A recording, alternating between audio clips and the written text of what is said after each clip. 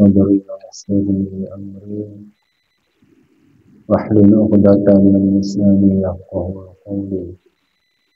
Wala hawla wala quwwata illa billahil aliyyil azim. Amma ba'd. Muslimin dan muslimat yang dirahmati Allah Subhanahu wa taala. Pertama kita perbanyakkan pujian bagi Allah dengan menyebut alhamdulillah kerana di atas segala nikmat, rahmat dan izinnya dipertemukan kita sekali lagi dalam kuliah duha bulanan, dan mudah-mudahan pertemuan kita ini di dalam rahmat Allah Subhanahu wa taala, insya-Allah. Muslimin dan muslimat yang dirahmati Allah, insya-Allah pagi ini kita sambung lagi menelaah kitab 40 hadis penawar hati karangan ataupun susunan Syekh Ahmad Fahmi bin Zamzam, atau gelaran dia Abu Ali Al-Fajjari Al-Haji Al-Maliki.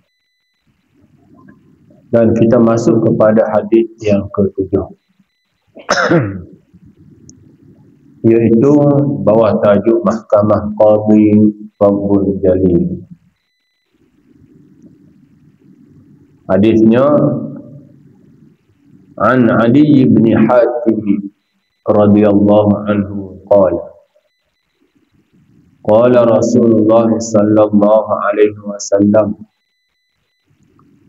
ma minkum min ahadin illa sayukallimuhu rabbuh wa laysa bainahu wa bainahu tarjuman fayanzuru aymana minhu fala yara illa ma qaddama wa yanzuru ash'ama minhu fala yara illa ma qaddama wa yanzuru baina yadayhi fala yara illa an-nara tilqa'a wajhi fattaqun nara walau bisyikki tamratin.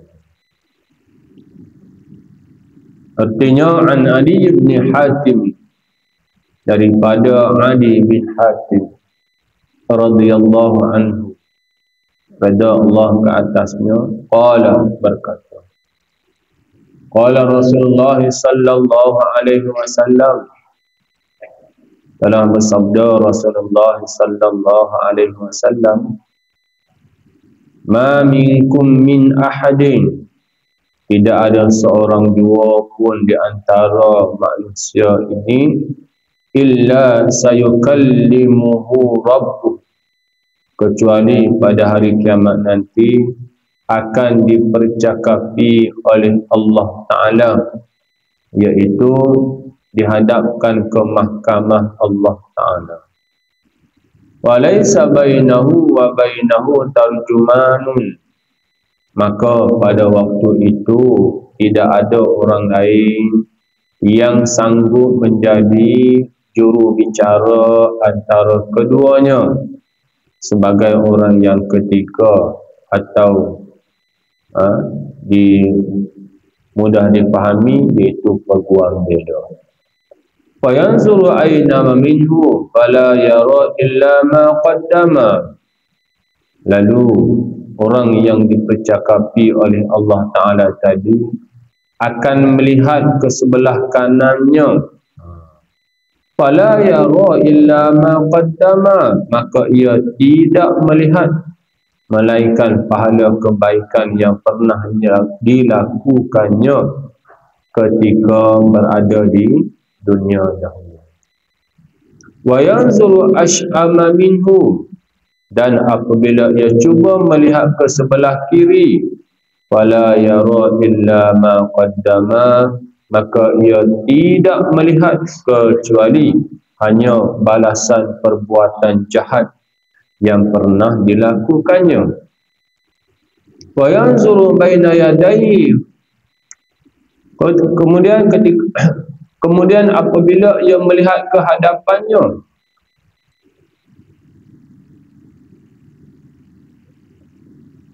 fala yara illa an-nar, maka ia tidak melihat kecuali hanya kobaran api neraka tilqa wajhi, yang mana yang berada di hadapannya.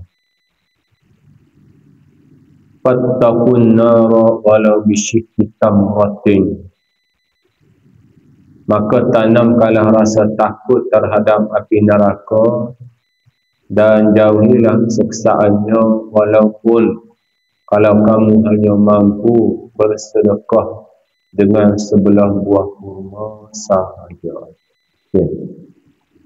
Ini membicarakan mahkamah Allah, mahkamah Rabbul Jalil, mahkamah Tuhan yang maha tinggi.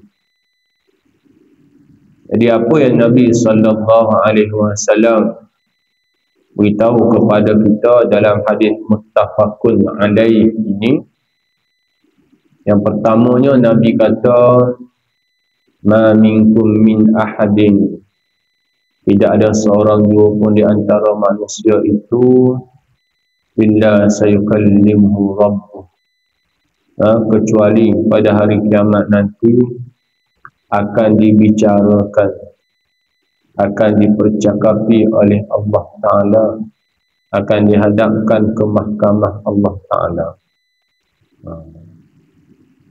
Dan lebih parahnya lagi, walaysa bainahu wa bainahu tarjumanun, yang mana pada waktu itu tiada orang lain yang sanggup menjadi juru bicara antara keduanya. Kalau orang salah di atas muka bumi ini, ada orang yang jadi juru bicara, iaitu peguam bela. Peguam bela tawarkan untuk berhujah bagi pihak yang menuntut untuk dibebaskan. Maka kita serah dekat peguam bela. Dia yang akan bercakap, dia yang akan berhujah. Sebab dia reti bahagian itu. Di dunia ini boleh berebut peguam bela nak ambil kes, nak jadi peguam. Kerana dia boleh berhujah. Tapi di hari akhirat, di hadapan Allah, tak ada pun. Hebat taruh mana peguam bela di atas muka bumi ni, tak ada pun yang nak jadi peguam. Sebab dia dah tahu dah, bila di hari akhirat ni, mulut dah digam, dah dikunci, dah ditutup dah. Al-yawma nakhtimu ala afwahihim. Mulut ditamatkan dah daripada bercakap. Tangan sahaja yang akan bercakap. Mulut dah ditamatkan, tangan pula yang bercakap. Dan peguam-peguam yang hebat atas muka bumi ni tak sanggup dah untuk nak berbicara ataupun untuk nak berhujah. Bukannya depan manusia, depan Allah. Nah, di hadapan Allah Subhanahu wa Ta'ala. Jadi takut untuk nak berhujah. Maka dinyatakan oleh Nabi SAW, tak ada orang yang sanggup berhujah dah di hari akhirat nanti. Manusia tak sanggup, tak ada dah. Tapi kita boleh jadikan peguam kita di hari akhirat nanti dengan Al-Quran. Manusia memang tak boleh hujah dah. Tak ada pun yang sanggup untuk berhujah kepada seseorang di hari akhirat nanti. Semua akan dibicarakan, semua akan masuk dalam mahkamah Allah. Tapi bila dah masuk itu, kemudian kalaulah seorang itu ikut dengan Al-Quran, maka Al-Quran datang sebagai peguam bela. Jadi adalah bagi orang yang baca Al-Quran, fahami Al-Quran, ikut Al-Quran, maka adalah peguam bela dia di hari akhirat nanti, iaitu Al-Quran. Seperti mana yang Nabi sabda, wal Quranul hujjatul laka. Al-Quran akan datang sebagai memberi berhujah, sebagai peguam jika sekiranya seseorang itu ikut Al-Quran. Al-Quran datang sebagai peguam bela. Kita nak ambil orang sebagai peguam bela memang tak berlaku dah. Kerana tak ada yang sanggup untuk jadi juru bicara, nak jadi peguam bela. Tak ada orang sanggup dah. Tapi Nabi beritahu bahawa Al-Quran boleh akan datang sebagai peguam bela kepada orang yang mengikut Al-Quran. Jadi kalau kita nak jadikan ataupun nakkan ada peguam bela bagi pihak kita di hari akhirat nanti, maka tak dapat tidak, kita kena ikut Al-Quran, kena berpegang teguh dengan Al-Quran. Sebab itu yang Nabi sebut.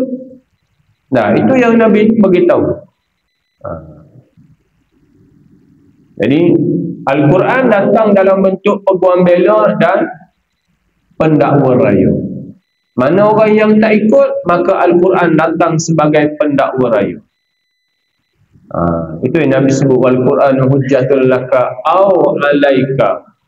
Al-Quran yang akan datang dalam keadaan satunya dia seperti peguam bela, di satu pihak yang lain dia seperti peguam pendakwa raya. Jadi kita atas muka bumi ni pilihlah nak yang mana. Semestinya kena pilih yang peguam bela lah, kan? Tapi peringatan kepada orang yang tinggalkan Al-Quran, peringatan kepada dia ialah di hari akhirat nanti Al-Quran datang sebagai pendakwa raya. Orang nak minta tolong orang tak boleh dah. Tak ada dah yang nak tolong. Maka bila Al-Quran cakap begitu, begitulah dia. Kalau dia terima hukuman itulah yang dia akan terima. Tak boleh dah. Tak ada dah nak dibicara lagi dengan keadaan ada orang sanggup jadi peguam bela untuk nak lepaskan hukuman itu. Tak ada dah. Hari yang mana pemutusnya adalah Allah Subhanahu wa Ta'ala. Pemutus. Maka tak ada orang lain yang berani dah untuk nak ubah keputusan itu. Baik. Jadi Nabi kata dalam keadaan maka pada waktu itu tidak ada orang lain yang sanggup menjadi juru bicara antara keduanya, iaitu sebagai orang yang ketiga. Dan yang mudah dipahami iaitu sebagaimana peguam bela. Maka kena ingat di hari akhirat dengan Allah Subhanahu wa Ta'ala tak ada pembantu di kalangan manusia. Yang ada membantu ialah amalan. Kalau ada amalan maka membantulah seseorang itu.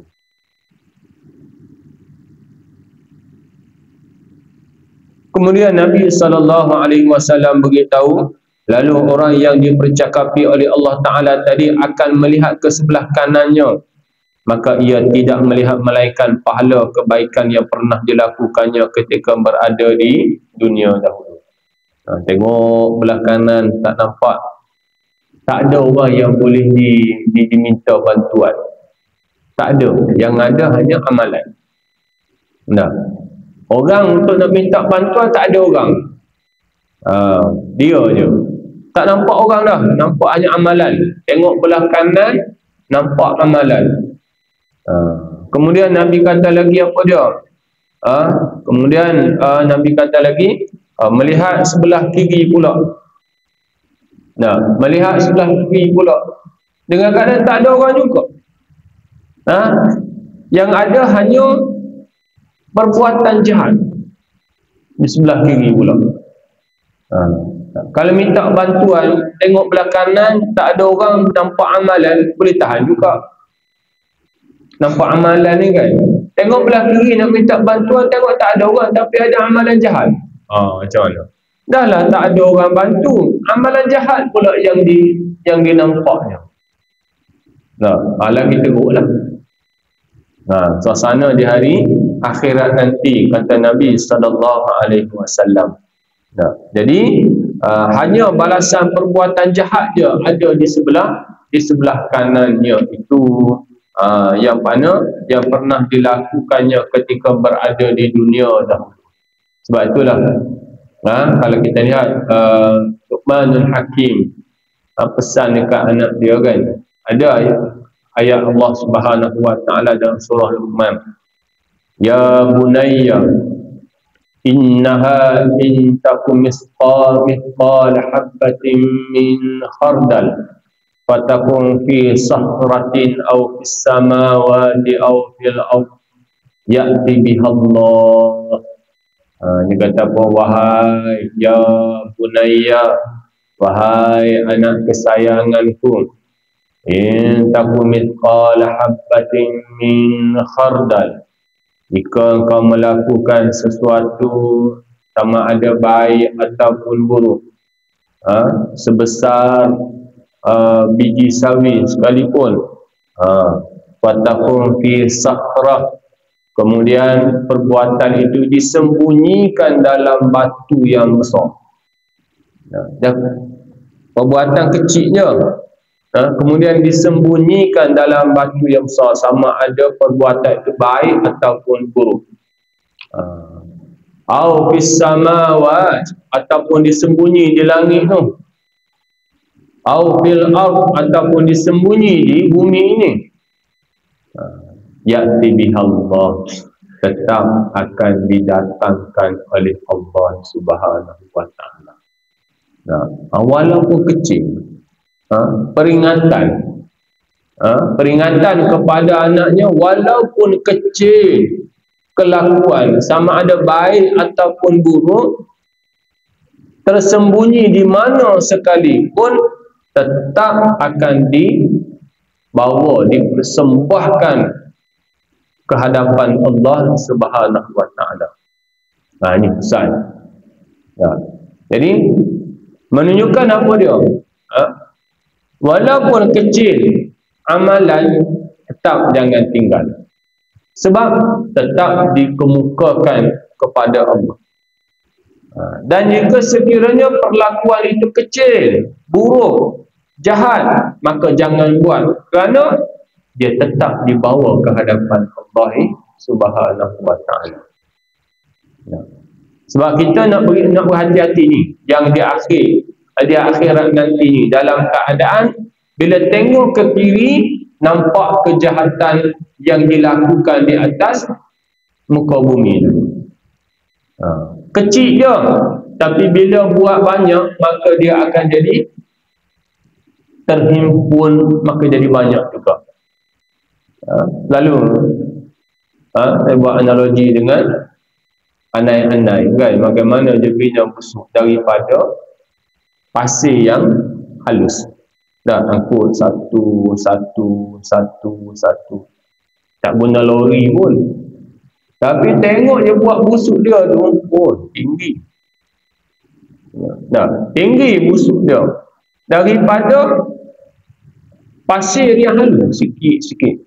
Tengok, segala yang ada di atas muka bumi ini adalah pengajaran bagi kita.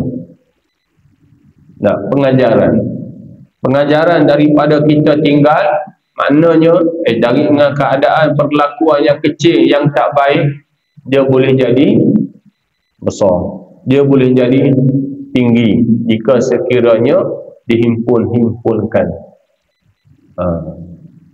Kan orang fasik kan, orang fasik ini apa dia? Dia jadi dosa besar pada dia. Dia melakukan dosa besar. Orang fasik ini bagaimana dia? Kalau kita lihat dalam takrifan dia, ialah orang yang melazimi dosa kecil. Dia tak bunyi dosa besar. Nah, dia tak bunyi melakukan dosa besar. Tapi bila dia melazimi dosa kecil, dia akan jadi dosa besar juga. Ya, orang fasik. Orang fasik ini adalah orang yang melakukan dosa besar. Tapi dalam itu dia tulis apa dia? Yang melazimi dosa kecil. Buat. Sebab itu saya bagi pemahaman atau bagi perumpamaan dengan anak-anak itu. Nah, kenapa dia boleh jadi besar busuk dia? Kenapa boleh jadi tinggi? Sebab dia melazimi angkut satu tak berhenti angkut pasir tu. Dia lazimi angkut pasir tu. Bila dia lazimi angkut pasir susun, maka akan jadi besar dan akan jadi tinggi. Tengok Allah Subhanahu Wa Taala tunjukkan bagaimana haiwan, binatang ataupun serangga itu boleh jadikan pengajaran kepada manusia untuk nak tinggalkan ataupun untuk nak lakukan. Begitulah juga kebaikan. Jangan kata sikit tu, alah sikit je ni, tak payah buat lah. Sama juga macam anak-anak itu. Nah, sikit bila dilazimi, maka dia akan jadi besar. Jadi gitulah tuan-tuan yang dirahmati Allah. Baik. Jadi bila tengok ke kiri nampak kejahatan, mungkin di fikiran dia, aku tak pernah buat pun dosa besar dulu, tapi kenapa besar? Kan? Kenapa jadi besar? Sedangkan dulu tak pernah buat dosa besar pun. Kenapa jadi besar? Antaranya ialah kerana melazimi. Dia banyak ataupun dia sentiasa melakukan dosa-dosa kecil, maka dia akan jadi besar. Kemudian kata Nabi lagi, apabila ia melihat ke hadapannya, maka ia tidak melihat kecuali hanya kobaran api neraka. Bagaimana kalau tengok ke depan api neraka yang membakar? Kita sehari dua ni dikejutkan dengan video dari seorang pemuda Indonesia. Mungkin ada yang nampak pun. Dia buat video, dia buat AI pun. Dengan separuh dada, bahagian badan dia sampai ke dada ditenggelami oleh api. Maka dia pun cakaplah, okey, sekarang berada hari pertama dalam neraka. Dia boleh buat begitu. Ada tengok video tu? Tak ada. Tak sampai lagi ni sebab jauh Indonesia. Ada pemuda Indonesia yang buat. Nak buat lawak lah kononnya, nak buat konten yang apa ni, yang orang kata luar biasa lah. Tapi dia dah mencabar. Dia dah mencabar kekuasaan Allah. Sebab dia buat tu, dia berada dalam neraka dengan dia cakap hari pertama dalam neraka dengan keadaan senyum. Dengan keadaan seronok, macam kita duduk dalam air lah. Macam orang yang tak pernah alami banjir, tiba-tiba rumah dia kena banjir, ataupun dia pergi tempat orang kena banjir, mengganggu air sampai ke dada, dia pun ambil video kan. Okey, berada dalam banjir besar sekian-sekian. Orang yang duduk situ tak seronok, bab tenggelam, dia pergi seronok. Gitulah contohnya kan. Jadi dia buat video demikian, mencabar kekuasaan Allah. Sedangkan bila melihat kobaran api neraka itu berada di depan, tak terkata manusia untuk nak minta pertolongan itu, kerana kobaran api neraka yang begitu besar. Dunia bolehlah kan buat main-main macam-macam. Maka tanamkanlah, Nabi kata, maka tanamkanlah rasa takut terhadap api neraka dan jauhilah siksaannya. Walaupun kalau kamu hanya mampu bersedekah dengan sebelah buah kurma sahaja, maka sedekahlah. Sedekah antara yang boleh menyelamatkan seseorang dari neraka. Baik. Sedekah ni tak semestinya kita nak bagi pada orang tu dengan apa yang kita bagi tu dah mencukupi keperluan dia. Tak semestinya begitu. Sebab Nabi kata, orang yang mencukupkan keperluan seseorang dapat pengampunan dan selamat daripada api neraka dan sifat munafik. Dan begitulah juga orang yang tak dapat sempurnakan keperluan, maknanya dia bagi. Contoh, orang ni nak RM50, dia bagi RM5. Tak cukup lagi tu. Tak penuhi lagi keperluan itu. Tapi dengan dia bagi itu pun Nabi kata dia dapat juga pengampunan, selamat dari neraka dan selamat daripada sifat munafik. Maknanya apa dia? Walaupun kita bagi sikit, tetap kita, walaupun kita ada sikit, tetap bagi. Jangan ada dalam diri kita, tak payah bagilah, kalau bagi pun bukan selesai pun masalah dia. Tak cukup pun keperluan dia. Dia nak 50, kita ada RM5 je, tak payah bagilah. Tak, bukan jenis begitu.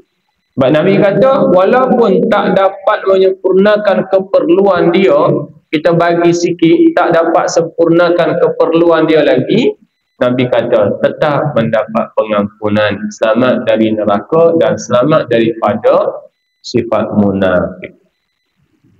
Hanya bagilah walaupun ada sikit. Baik. Sehingga kan dalam hadis ini, Nabi kata walaupun sebelah kurma. Tengok, Nabi nak beritahu bahawa walaupun sikit maka bagi. Kerana sumbangan sedekah itu boleh menyelamatkan seseorang daripada bakaran api neraka. Walaupun sikit, hanya sebelah kurma. Sikit je. Kalau kita kata sebelah buah kelapa, itu besarlah juga. Kan? Ini sebelah kurma. Sikit je. Tapi dia tetap memberi kelebihan kepada orang yang memberi.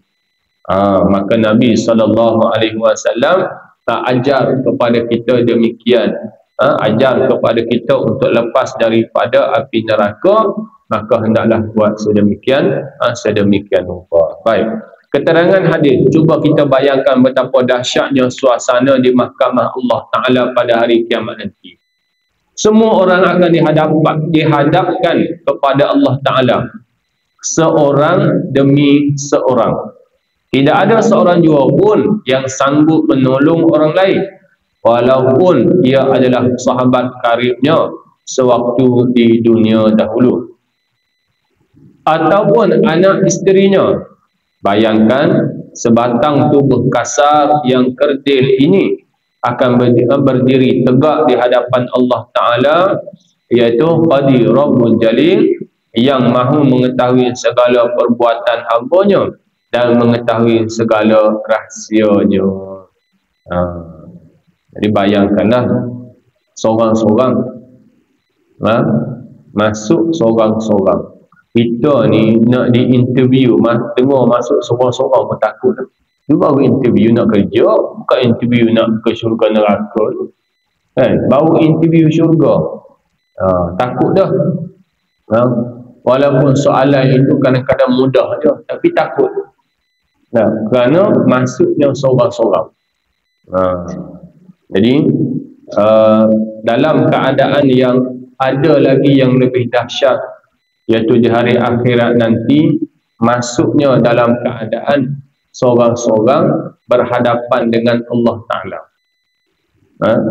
Yang mana tak boleh nak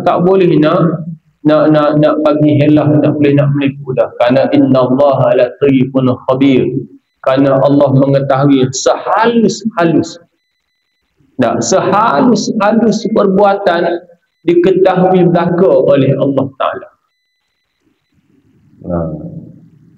Jadi nak sembunyi macam mana? Berhadapan seorang-seorang, Kemudian Allah mengetahui sehalus-halus perbuatan. Tak boleh nak kelentong dah. Itulah yang disebut dalam kitab ini, iaitu bayangkan sebatang tubuh yang kasar berdiri tegak di hadapan Allah Ta'ala yang maha mengetahui segala perbuatan hamba. Bayangkan kita dah tahu yang orang tahu kita bersalah. Hakim duduk depan kita tu dah tahu yang kita bersalah. Apa perasaan? Tak ada fikir lain dah. Melainkan azab, melainkan seksaan.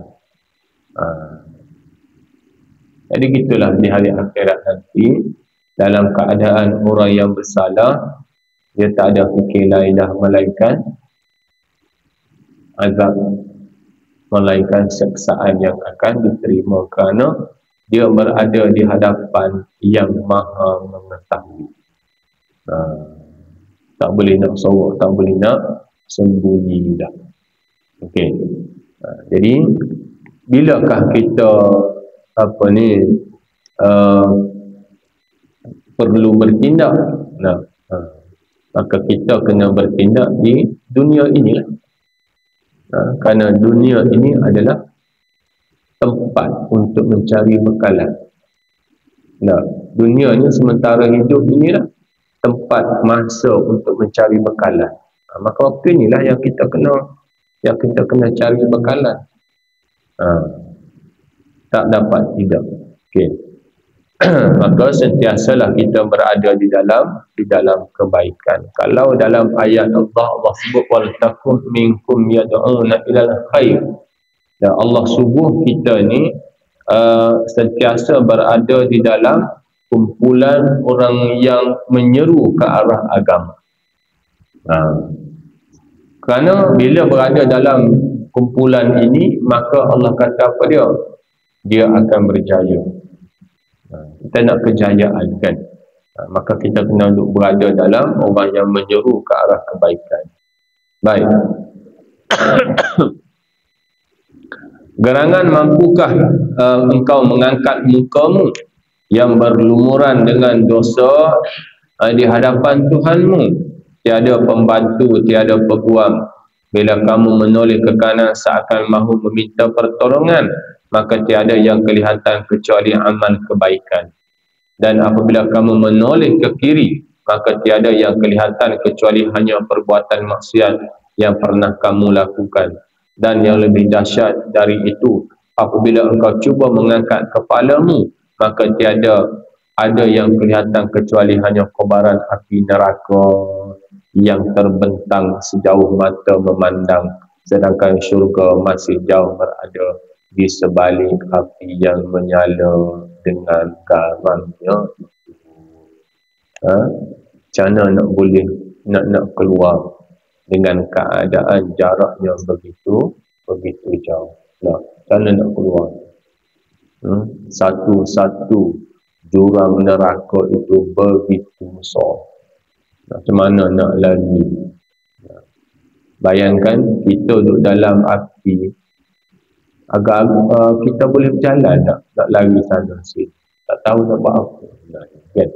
Kalau berada dalam api yang penuh marak. Jadi dikata engkau mesti melalui dan melintasi bahagian atas api neraka tadi untuk sampai ke negeri syurga yang telah menjadi idaman.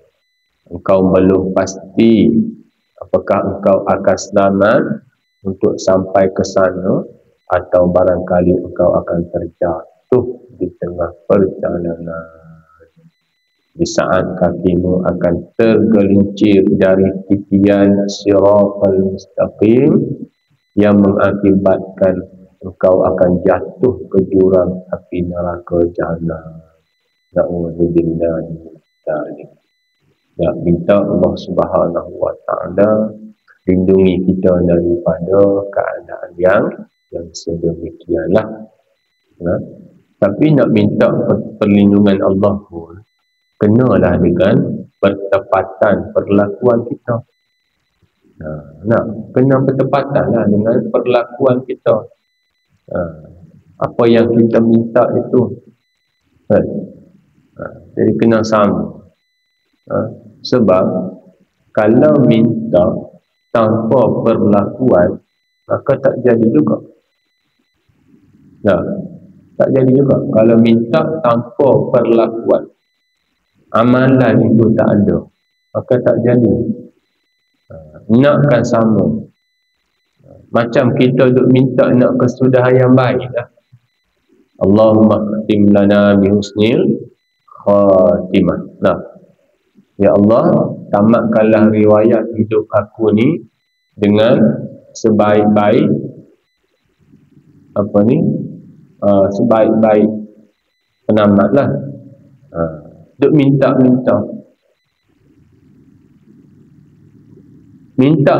tu, buat tak apa yang Allah beritahu, kesudahan yang baik. Bagaimana cara untuk nak dapatkan kesudahan yang baik? Kena tahu yang itu pula. Setakat minta tapi tak buat apa yang sepatutnya untuk nak dapatkan kesudahan yang baik itu, tak dapat juga lah. Sebab Allah dah beritahu dalam Al-Quran, kesudahan yang baik itu ialah bagi orang yang taat kepada Allah dan Rasul. Itu kesudahan yang baik. Bagi orang yang ikut Al-Quran dan Sunnah Nabi, ikut peraturan agama, maka dia akan dapat kesudahan yang baik. Begitu. Walaupun dia tak minta. Yang jenis masyarakat kita ni banyak minta tapi tak ikut. Banyak minta, ramai yang minta tapi tak ikut. Tak buat ke arah perlakuan yang menjuruskan kepada kesudahan yang baik. Banyak begitu. Yang sepatutnya buat perlakuan yang menyuruh ke arah kesudahan yang baik. Itu baru betul. Kalau minta, bonus lah. Ini tak minta tapi perlakuan tidak menjurus ke arah itu. Mana mahu nak dapatnya? Allah dah beritahu dalam Al-Quran dah, kesudahan yang baik itu bagi orang yang ikut Al-Quran dan Sunnah. Itulah dia kesudahan yang baik. Kalau tak akan berlaku. Sebab itulah saya selalu sebut bahawa masyarakat kita ni kebanyakannya minta sahaja. Syarat-syarat untuk nak dapatkan apa yang diminta itu tak dipenuhi. Tak dipenuhi. Bagaimana nak dapat? Syarat tak dipenuhi tapi minta. Kita tengok hukum dunia ini pun begitu. Tak cukup syarat, minta tak dapat. Tak ada sijil, tak ada syarat untuk nak dapatkan kerja sekian-sekian, kena ada sijil SPM contoh. Dia tak ada sijil SPM, minta lah berapa kali pun. Syarat tak cukup. Jadi Allah dah tetapkan dah syarat untuk kesudahan yang baik, maka kena orang itu ikut peraturan Al-Quran dan Sunnah. Maka dapatlah kebaikan, kesudahan yang baik. Sebab tu ramai yang hanya minta tapi tak buat. Macam di bulan Ramadan ni, ramai minta nak dengan Lailatul Qadar. Berapa orang je bangun? Berapa orang je bangun malam 10 akhir tu berqiyamul lail untuk nak dapatkan Lailatul Qadar? Berbanding dengan orang minta. Orang minta ramai. Boleh katakan majoriti lah orang minta. Minta supaya disempatkan dengan Lailatul Qadar. Imam baca doa dia paling kuat, amin. Salah dia tak bangun. Boleh tak? Tak boleh. Perlakuan tak ada. Minta saja, tak berlaku. Tak akan dapat. Maka dia kena seiring. Seiring. Minta dan perlakuan. Barulah jadi. Okey. Jadi untuk nak dapat perjalanan yang selamat, kesudahan yang baik, nak berjalan, nak menuju ke syurga Allah itu dengan perjalanan yang cukup jauh, yang memakan masa, dan di bawah ni adalah jurang-jurang neraka, maka tak dapat tidak kita kena ambil kesudahan yang baik, iaitu dengan patuh kepada Al-Quran dan patuh kepada sunnah Nabi sallallahu alaihi wasallam. Tak ada cara lain, tak ada jalan lain melainkan begitu. Nah, maka kita kena pastikan, kita kena pastikan kita semua ni dalam keadaan di landasan yang tepat. Bukan kita sahajalah, zuriat kita itu sama. Zuriat kita itu sama. Sebab kita ni dipertanggungjawabkan. Bila dipertanggungjawabkan, maka kita kena jalankan tanggungjawab itu kepada orang yang kita tanggung. Bila anak-anak, maka dia kira kita menanggung. Sebab bagi ketua keluarga ni, dakwah menyeru kepada anak-anak adalah dia dipanggil dakwah khusus. Maknanya apa? Dia tak boleh abaikan. Dia kena ajak, dia kena didik anak-anak dia. Dia kena pastikan anak dia faham agama. Kalau untuk orang ramai, dia umum. Dia umum. Kalau untuk keluarga dia, itu dikhaskan, dikhususkan dia ni untuk keluarga. Bagi ketua keluarga. Kena ingat. Dakwah bagi dia ni dikhususkan untuk keluarga. Maknanya dia tak boleh abaikan. Cara bagaimana sekalipun, dia kena bagi kefahaman agama. Dia tak boleh bagi sendiri. Dia kena ajak pergi dengar. Dia kena perdengarkan. Dan buatlah apa yang patut. Yang penting anak tahu akan agama. Itu. Tanggungjawab siapa? Ketua keluarga. Tanggungjawab ketua keluarga. Kalau dia ni ketua keluarga je, tak ada pegang jawatan lain apa semua, maka kepada masyarakat umum, masyarakat ramai, itu yang dipanggil umum. Untuk dia menyampaikan, dia tak ada hak dah. Maknanya tidak perlu dia sampaikan semua. Mana yang jumpa, dia tegur setakat begitu sahaja. Tapi bagi keluarga, tak. Dia kena fahamkan agama. Sebab dia ada kuasa. Dia ada kuasa. Ketua keluarga ada kuasa, ada kemampuan. Maka kena sampaikan. Baik. Jadi dalam keadaan yang kalau titian sirat itu jauh dan panjang, maka bila-bila masa sajalah boleh jatuh ke jurang neraka. Maka dia kata apa dia? Dari sekarang tentukanlah perjalananmu.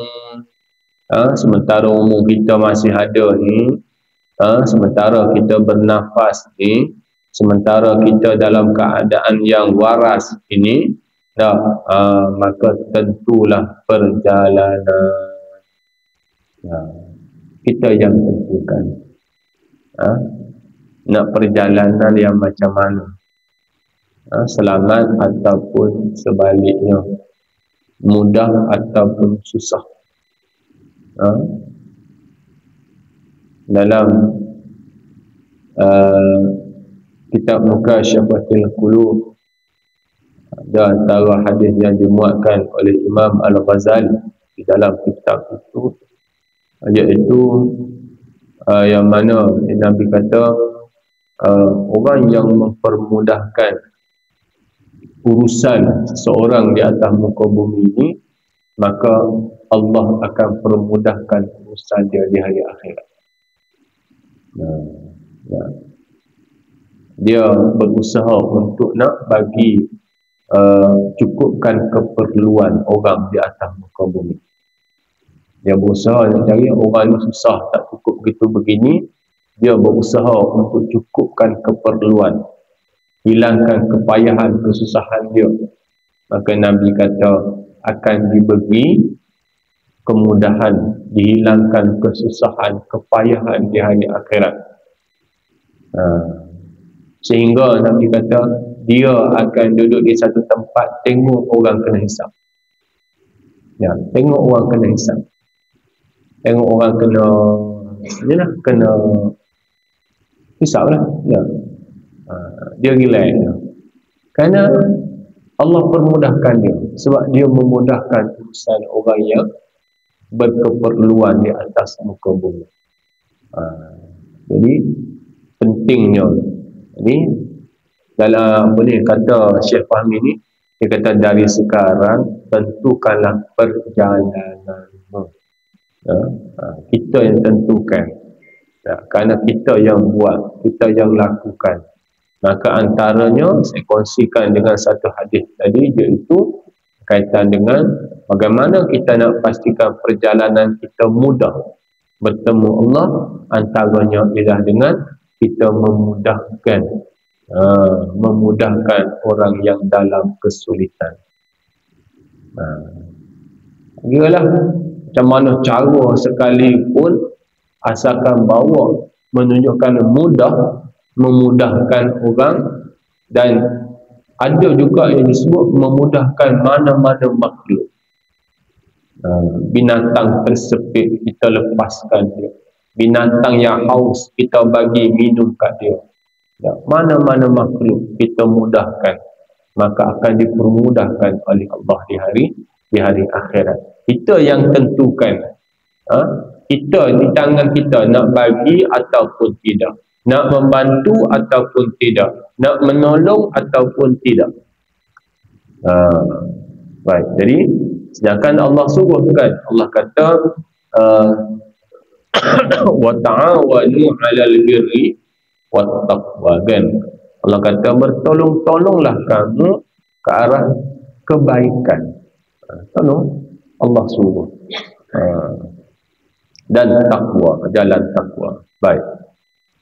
Kemudian katanya lagi, buatlah persiapan supaya engkau selamat di dalam perjalanan menyeberangi neraka untuk sampai ke syurga. Buatlah persiapan. Okay. Sebenarnya kita ni tuntutan wajib itu sikit sangat sebenarnya. Tuntutan wajib itu sikit. Tak sepatutnya ada orang tinggal tuntutan wajib. Tengok contoh solat seharian, 5 waktu sehari semalam. 24 jam. 5 waktu sehari. Kalau dihimpunkan semua, kata ambil 5 minit satu waktu, maknanya baru berapa minit? Baru 25 minit daripada 24 jam. Tengok. Perlakuan yang inilah yang akan memelihara seseorang daripada melakukan kejahatan. Jaga solat, okey, selesai. Jaga solat, maka selesai. Jadi itu, ramai orang yang masih meninggalkan, walaupun kewajipan itu hanyalah sikit sangat. Nak dibandingkan dengan perkara-perkara lain yang kita boleh buat bermacam-macam, masa yang lain kita boleh guna untuk macam-macam. Kan? Itulah. Jadi dia kata buat persiapan. Maknanya buat yang wajib itu, berapa banyak sangat persiapan kita buat. Ramai yang tewas. Itu yang menyedihkan. Ramai yang tewas. Ni kita tak buat. Kalau buat di taman kita ni bancian remaja-remaja, berapa orang yang solat tak cukup. Semestinya tak tentu ramai kalau kita buat bancian. Mereka itulah yang akan mengganti kita nanti. Macam mana? Sebab itulah kena titik beratkan berkaitan dengan solat. Kemudian katanya, buatlah kebaikan sebanyak mungkin. Buatlah kebaikan sebanyak mungkin. Saya tengok lagi seorang guru apabila ditanya macam mana nak minta maaf jika sekiranya orang yang kita pernah sakiti itu dah meninggal. Sebab nak direct dengan Allah tak lepas, kan? Nak direct bila ada kesalahan dengan manusia, kita nak direct dengan Allah tak lepas. Kena dengan orang yang kita pernah bersalah, kita pernah sakiti itu. Maka kata guru ini, dia kata perbanyakkanlah kebaikan. Tu ya. Sebab apa? Sebab tu di hari akhirat nanti ni, orang yang kita pernah sakiti itu, dia akan tuntut di hari akhirat nanti, dia akan ambil kebaikan kita. Kalau kita banyak kebaikan, mudah-mudahan ada bagi lagi untuk kita. Itu je cara yang disarankan. Perbanyakkanlah kebaikan. Yang betul-betul banyak, kalau ada orang tuntut pun masih ada lagi untuk kita. Sebab kalau dituntut habis, maka Nabi kata akan diumpankan ke jurang neraka. Jadi itu je cara kata seorang guru ini, jika sekiranya kita pernah menyakiti orang, dia belum kita sempat minta maaf, dia dah meninggal. Caranya itu je kata, perbanyakkanlah kebaikan. Jadi gitulah, kadang-kadang kita pun sedar tak sedar, kadang-kadang kita sakiti orang dengan percakapan kita, kadang orang tersakiti, kan?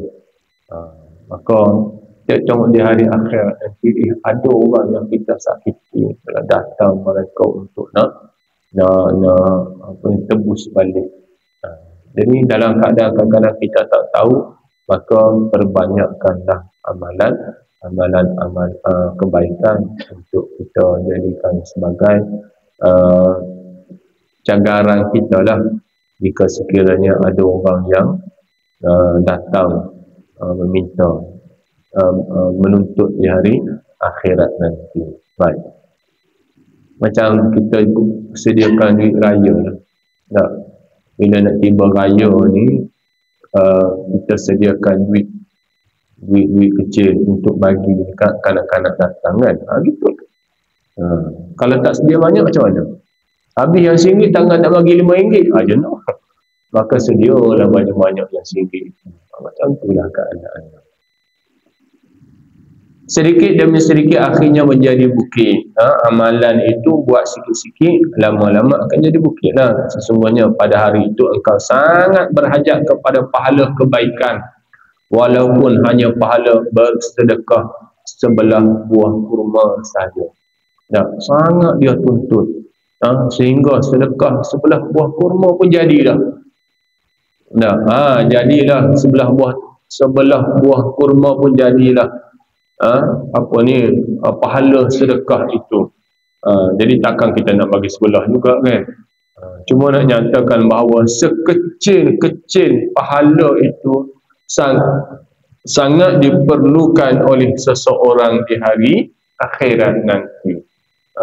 Jadi tengok sebelah kurma tu kecil sangat tu, tapi sangat diperlukan walaupun sekecil itu sedekahnya. Kerana pahala cukup hebat.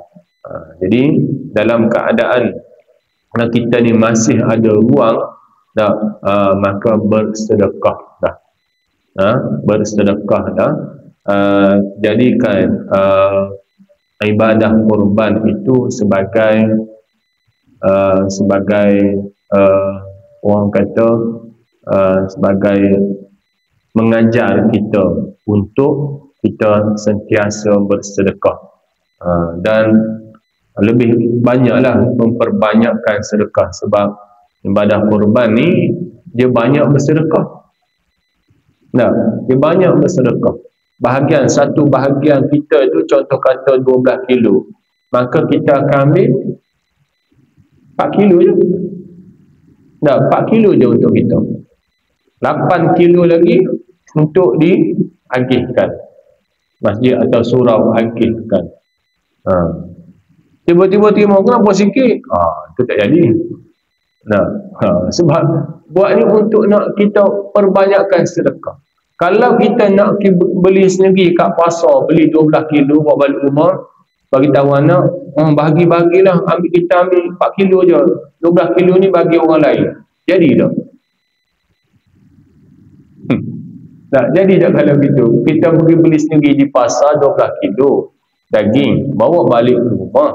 Lepas tu beritahu anak, bahagi-bahagikan. Kita ambil 4 kilo je.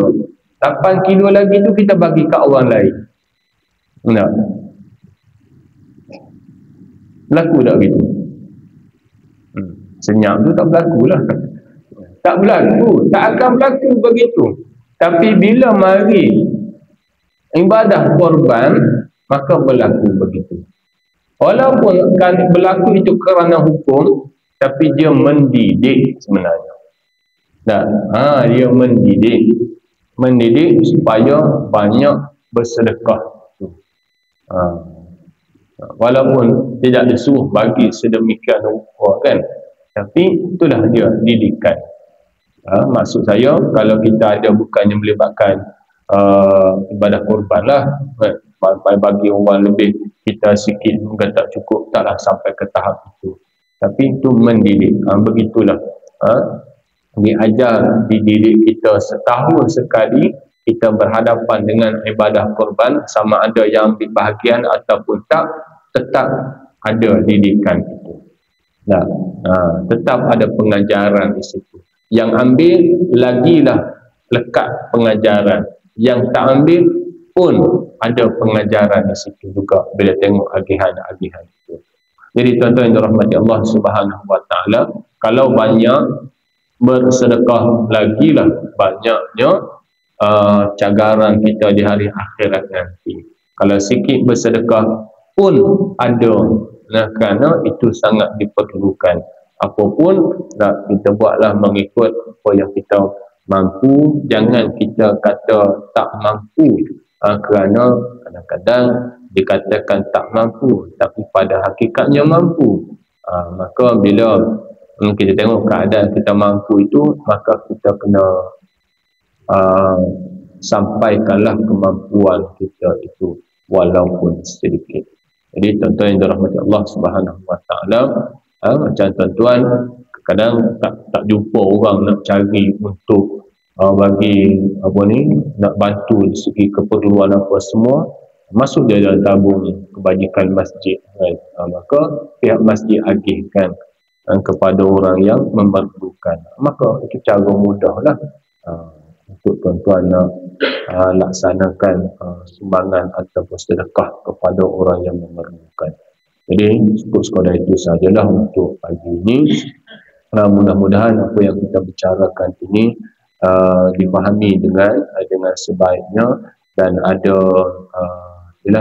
ada penambahbaikan kepada kita semua yang selayaknya, semestinya adalah kerana kita membicarakan hadis Nabi sallallahu alaihi wasallam. Jadi mudah-mudahan kita semua ni berada di kalangan orang yang suka memberi sedekah, yang mana kerana ia akan menjadi pemelihara kita di hari akhirat nanti. Bismillahirrahmanirrahim. Alhamdulillahirabbil alamin. Wassalatu wassalamu ala asyrafil anbiya'i wal mursalin wa ala alihi wa sahbihi ajma'in. Allahumma jam'ana hadza jam'an marhuma wa tafarraqana min ba'dihi tafarruqan ma'suma wa la hawla wa la quwwata illa billah.